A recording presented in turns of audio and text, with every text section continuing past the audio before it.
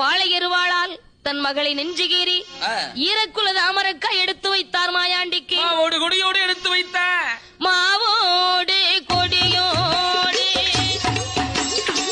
மரளையாரை எடுத்து வைத்தார்.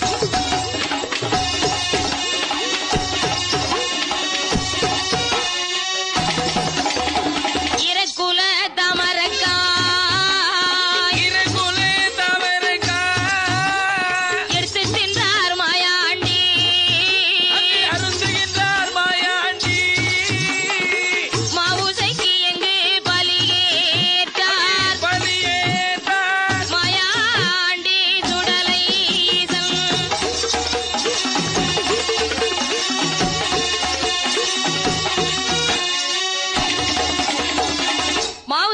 பலியேற்ற மாயாண்டி 3.25 நாழிகைக்கு சிமிழுக்குள் அடைபட்டார். பெரும்புலையின் அடைபட்ட சிமிழை நீலகண்ட கசத்திலே தாழ்த்துவிட்டு இன்றைக்கோட சனியன் தொலைஞ்சது, பயமே இல்லை என்று அரண்மனைக்கு வந்தார்.